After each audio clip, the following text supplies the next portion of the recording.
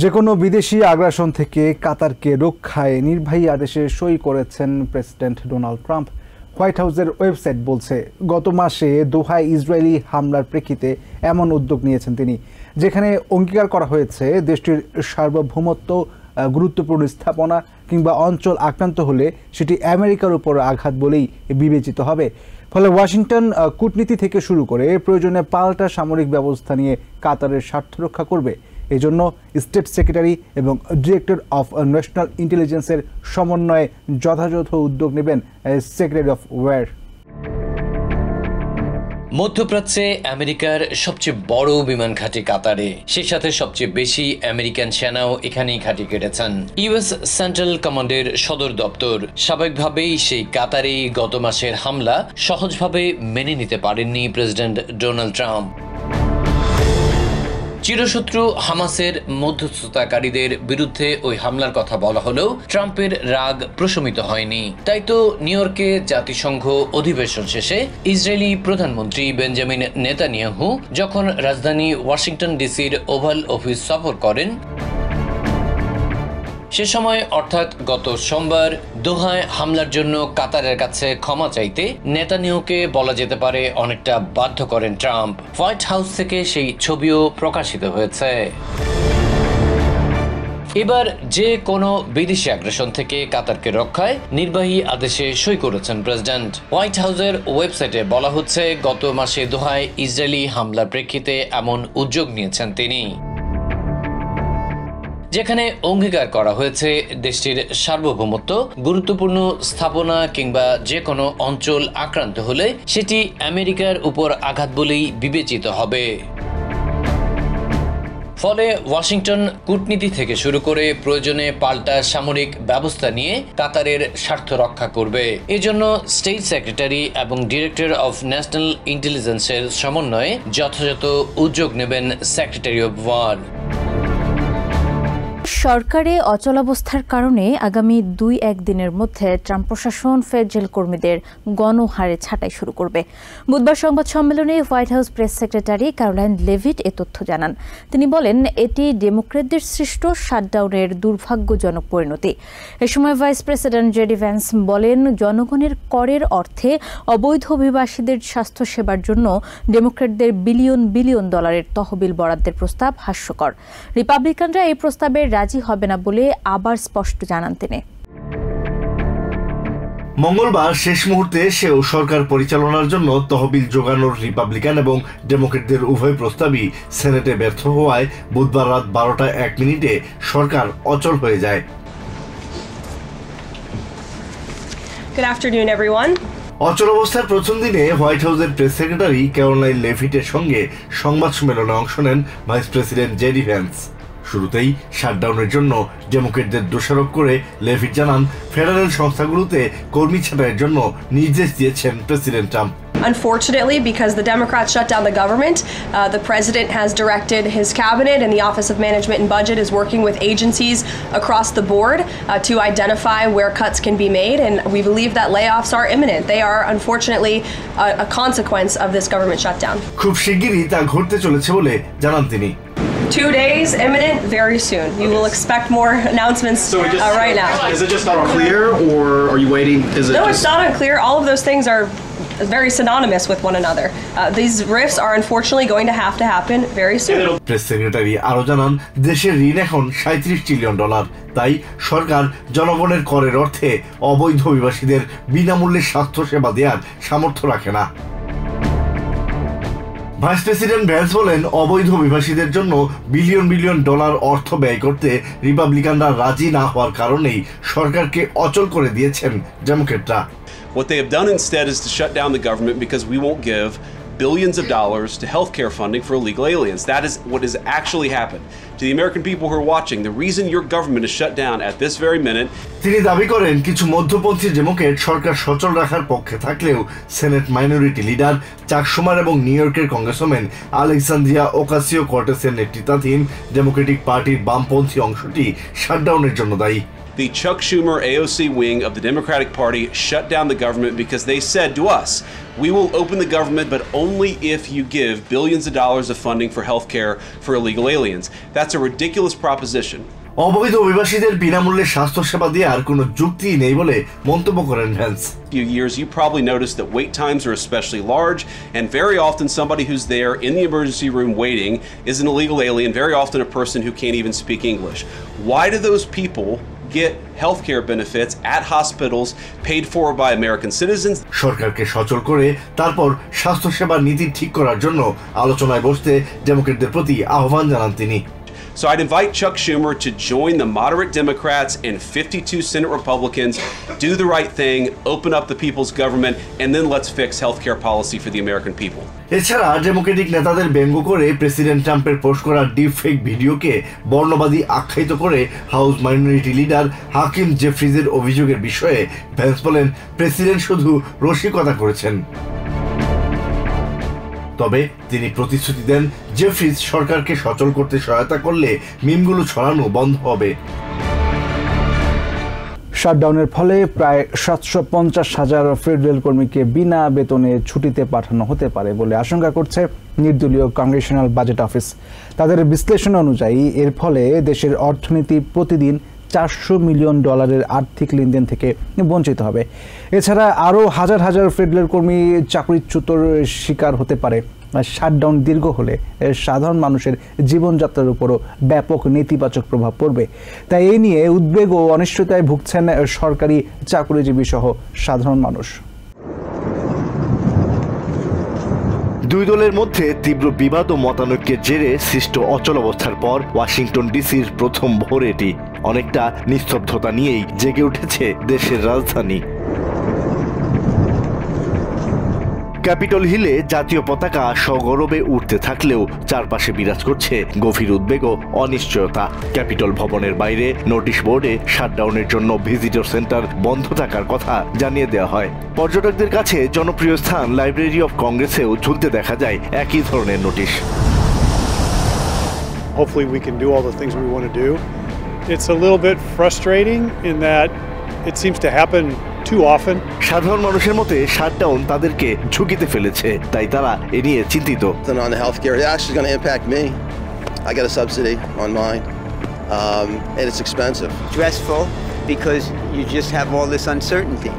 So I wish they would just get their act together. এসব তো তেমন কিছুই নয়। শাটডাউনের ফলে সবচেয়ে বড় নেতিবাচক প্রভাব পড়বে সরকারি চাকরিজীবী ও দেশের অর্থনীতির উপর। নির্দলীয় কংগ্রেশনাল বাজেট অফিসের অনুমান অনুযায়ী শাটডাউনের ফলে প্রায় 750,000 ফেডারেল কর্মীকে বিনা বেতনে ছুটিতে পাঠানো হতে পারে। আর এই কর্মীদের প্রতিদিনের মোট বেতনের পরিমাণ আনুমানিক $400 মিলিয়ন। ফলে আর্থিক লেনদেনের বাইরে থেকে যাবে এই বিপুল পরিমাণ অর্থ। শাটডাউন যত দীর্ঘ হবে, প্রভাব ততই মারাত্মক হবে। Republicans have always been more comfortable with shutdowns in some ways because they see the federal government as being more wasteful and doing less. Georgetown ইউনিভার্সিটির গভর্নমেন্ট অ্যাফেয়ার্স ইনস্টিটিউটের সিনিয়র ফেলো ম্যাট গ্লাসম্যান মনে করেন, এবারের শাটডাউন নিয়ে president ট্রাম্পের আচরণ আগের প্রেসিডেন্টদের থেকে আলাদা। Trump has already signaled that he is going to approach the shutdown differently than other presidents and may even try and use the shutdown to reach some of his ideological goals. For instance, firing workers instead of furloughing. 1981 সালের পর এটি 15তম সরকারি shutdown, যার ফলে কর্মসংস্থান প্রতিবেদন প্রকাশ আটকে যেতে পারে, বিমান চলাচল কমে যেতে পারে এবং বৈজ্ঞানিক গবেষণাও স্থগিত হয়ে যেতে পারে। তবে গ্লাসম্যানের মতে এবারের শাটডাউন কোনো নীতি নিয়ে নয়, বরং ট্রাম্পের একতরফা পদক্ষেপের ওপর ডেমোক্রেটদের ক্ষোভের কারণে। And their anger at the president for sort of going back on bargains made in previous appropriations deals by making rescissions packages or unilaterally canceling funds, and that's a lot harder to negotiate over because that's about the process itself. এরই মধ্যে বাধ্যতামূলক ছুটির শিকার হওয়া এফডিএর microbiologist Stephanie Rogers বলেন, তিনি তার সন্তানের ভবিষ্যৎ নিয়ে উদ্বিগ্ন। কেউ কেউ বলেন, শাটডাউনে ফেডারেল কর্মীরা চাকরি ও বেতন হারায়, আর কংগ্রেস ও হোয়াইট হাউসের সবাই তাদের বেতন পান। এটা হাস্যকর নীতি। Lose jobs and money, and the Congress and the White House and all of those folks get to keep theirs and continually get paid. প্রকাশ্যে না বললেও রিপাবলিকানরা ওবামা কেয়ার বাতিল করতে চান বলে মন্তব্য করেছেন অর্থনীতি বিশ্লেষক স্টিভ রেটনার। বুধবার MSNBC-কে দেওয়া সাক্ষাৎকারে তিনি দাবি করেন, রিপাবলিকানদের পদক্ষেপে স্বাস্থ্যসেবার ভর্তুকি বাতিলের বিষয়টি স্পষ্ট।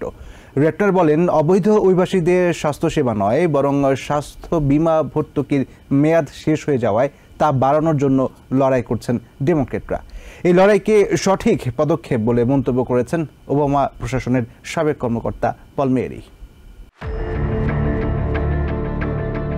স্বাস্থ্যসেবা সংক্রান্ত তহবিল নিয়ে কংগ্রেসে মতবিরোধের জেরে দেশে অচল অবস্থা শুরু হয়েছে। আর এই বিতর্কের কেন্দ্রে রয়েছে ওবামা কেয়ার বা অ্যাফোর্ডেবল কেয়ার অ্যাক্ট এসিএ।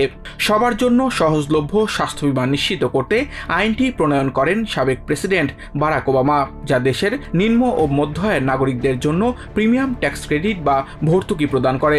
একই সঙ্গে এটি জটিল রোগ থাকা সত্ত্বেও জনগণকে ভর্তুকি দিতে অস্বীকার করা থেকে বাধা দেয় বীমা কোম্পানিগুলোকে।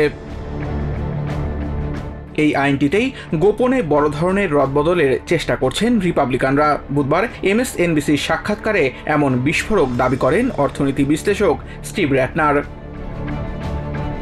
তিনি বলেন, অবৈধ অভিবাসীদের বিনামূল্যে স্বাস্থ্যসেবা দিতে ডেমোক্রেটরা সরকার বন্ধ করেছেন। জিওপি নেতাদের এমন দাবি মিথ্যা ও ভিত্তিহীন, কারণ বাস্তবে আইনি কাগজপত্র ছাড়া অভিবাসীরা এমনিতেও ফেডারেল স্বাস্থ্য সুবিধা পাওয়ার যোগ্য নন। রেটনার বলেন, এসিএর অধীনে দেওয়া বর্ধিত স্বাস্থ্য বীমা ভর্তুকির মেয়াদ শেষ হয়ে যাওয়ায় তা বাড়ানোর জন্য লড়াই করছেন ডেমোক্রেটরা, অবৈধ অভিবাসীদের স্বাস্থ্যসেবা দেওয়া নিয়ে নয়। অন্যদিকে স্বাস্থ্যসেবা ভর্তুকি নিয়ে ডেমোক্রেটদের এই লড়াইকে একটি সঠিক ও কৌশলগত পদক্ষেপ হিসেবে দেখছেন ওবামা প্রশাসনের সাবেক director of communications Palmieri. সরকার বন্ধ নিয়ে গভীর উদ্বেগ প্রকাশ করে Democratic senator Lisa Blunt Rochester সতর্ক করে বলেন, রিপাবলিকানরা স্বাস্থ্যসেবা তহবিল ও অ্যাফোর্ডেবল কেয়ার অ্যাক্টের ভর্তুকি পুনরুদ্ধার করতে রাজি না হলে অসংখ্য নাগরিকের জন্য স্বাস্থ্য বীমার খরচ আকাশচুম্বী হবে। রিপাবলিকানরা আলোচনার টেবিলে না এসে কেবল প্রতিপক্ষের ঘাড়ে দোষ চাপিয়ে দেশের অর্থনৈতিক সংকট আরও বাড়াচ্ছেন বলে অভিযোগ করেন এই ডেমোক্রেটিক সেনেটর। নিউ ইয়র্কের বিভিন্ন জায়গায় প্রতিমা বিসর্জনের মধ্য দিয়ে শারদীয় দুর্গাপূজা শেষ হয়েছে। পাঁটি বড়োর সব পূজা মণ্ডপে সনাতন ধর্মাবলম্বীরা উৎসবে মেতে ওঠেন। ধর্মীয় অনুষ্ঠানের পাশাপাশি এটি প্রবাসী বাঙালিদের জন্য হয়ে ওঠে মিলন মেলা। এবার সিটিতে প্রায় 40টি মণ্ডপে দুর্গাপূজা উদযাপন করা হয়। দুপুরের পর থেকেই দেবীর প্রতি সিঁদুর দানের মধ্যে দিয়ে শুরু হয় দশমী পূজার আনুষ্ঠানিকতা। দেবীকে সিঁদুর দানের পাশাপাশি নিজেরাও একে অপরকে সিঁদুর পরিয়ে দেন সনাতন ধর্মাবলম্বীরা। পুরোহিতের নির্দেশে প্রশান্তি বন্দনার মধ্য দিয়ে শুরু হয় দেবী বিসর্জনের আনুষ্ঠানিকতা। মাথায় কলস নিয়ে শঙ্খ আর ঢাকের বাদ্যের তালে মন্দিরের ভেতর 7 পাকের মধ্যে দিয়ে শেষ হয় প্রশান্তি বন্দনা। নিউ ইয়র্কে প্রতিমা বিসর্জন হয় প্রতীকী আকারে। এখানে নদীতে বা বদ্ধ পানিতে দুর্গা বিসর্জনের কোনো সুযোগ নেই, তাই ধর্মীয় রীতি মেনে আয়নায় দেবী দুর্গার প্রতিচ্ছবি ফুটিয়ে তুলে অনুষ্ঠিত হয় প্রতিমা বিসর্জন। আর এই আনুষ্ঠানিকতায় 5 দিনব্যাপী ধর্মীয় আচার অনুষ্ঠানে দেবী দুর্গাকে বিদায় জানাতে ভক্তদের ঢল নামে সিটির 5টি বড়োর 40টি পূজা মণ্ডপে। Durga Puja happens once a year and it's where we gather around and get together to celebrate like having to be born, like getting along with each other, and it's really fun and nice. I am very grateful to be here as this is not something everybody is able to be a part of.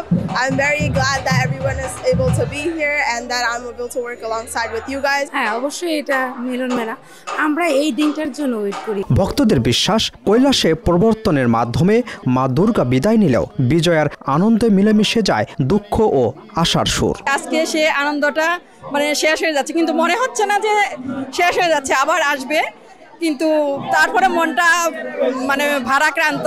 আজকে মায়ের বিদায়ের বেলা অনেক খারাপ লাগতেছে, আর এরকম পূজার আয়োজনে আমাদের সবারই অনেক ভালো লাগে। খুবই ভালো লাগছে, আমরা সারা বছর এই দিনটার জন্য অপেক্ষা করে থাকি, তো এতদিন পরে আবার সেই বিজয়া দশমী খুবই ভালো লাগছে। আজ মায়ের বিদায়ের বেলা, আমরা ভরা ভারাক্রান্ত মনে আমরা মাকে বিদায় জানাচ্ছি। দশমী দিন বিদায় জানাতে হচ্ছে মাকে, খুবই কষ্ট লাগছে যে পুরো একটা বছর ধরে অপেক্ষার পালা আজকে অবসান হতে যাচ্ছে।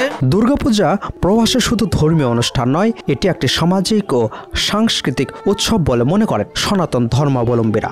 এখনকার বাংলাদেশের যে অবস্থা, তার চেয়ে আমরা মনে করি আমেরিকাতে অনেক ভালোভাবে আমরা পূজা উদযাপন করতে পারতেছি এবং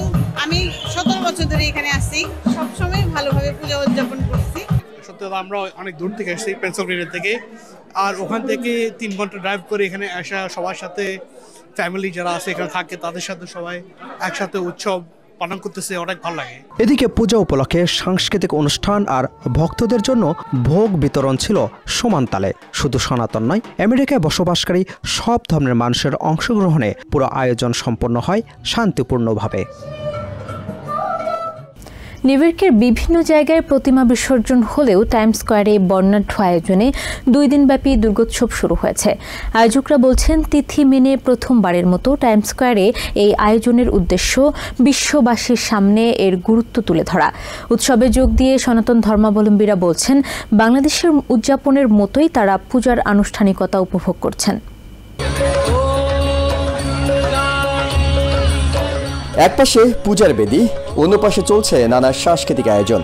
বুধবার এইভাবেই জমে ওঠে বিশ্বখ্যাত টাইমস স্কোয়ার, যেখানে শত মানুষ মিলেছেন দুর্গোৎসব উদযাপনে। অংশগ্রহণকারীরা বলছেন, দুর্গাপূজার যে আবাহন তা কয়েকগুণ বেড়ে গেছে টাইমস স্কোয়ারে বিশ্বের সব দেশের মানুষের সাথে উৎসব উদযাপন করতে পেরে। খুবই আনন্দ লাগছে সবাইকে শারদীয় বিজয়ের। যারা পুজো উদযাপন করতে এসেছেন তাদের অনেকের স্মৃতিতে ভাস্বর হয়ে আছে বাংলাদেশে পুজো উদযাপনের দিনগুলি। টাইমস স্কোয়ারে এসেও তারা নস্টালজিক পুরনো দিনের স্মৃতি মনে করে।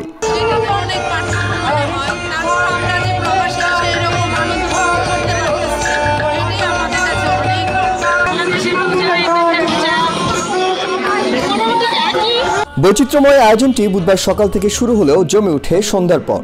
2 বাংলার সনাতন ধর্মাবলম্বীদের সাথে অনুষ্ঠান উপভোগ করেন বিদেশি পর্যটকরাও। আয়োজকরা জানিয়েছেন, টাইমস স্কোয়ারের মতো জায়গায় পুজো উদযাপন অনেক বেশি চ্যালেঞ্জের হলেও এই আয়োজন নিজেদের সংস্কৃতি বিশ্বের সামনে তুলে ধরতে গুরুত্বপূর্ণ ভূমিকা রাখছে।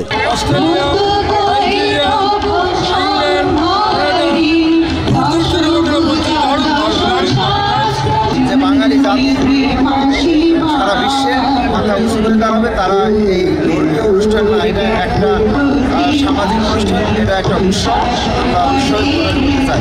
বৃহস্পতিবারও দিনভর চলবে টাইমস স্কোয়ারে পুজো উদযাপন। বিশ্বের মিলন কেন্দ্র হিসেবে পরিচিত টাইমস স্কোয়ার, আর সেখানেই উদযাপন করা হচ্ছে সার্বজনীন দুর্গা উৎসব। এই উৎসবের মধ্য দিয়ে যেন দুর্গাপূজার মাহাত্ম্যই অনেক বেশি প্রকাশ করা হয়। নিউ ইয়র্ক থেকে সম্প্রচারিত TVN 24 টেলিভিশন বিশ্বজুড়ে বাঙালির কণ্ঠস্বর।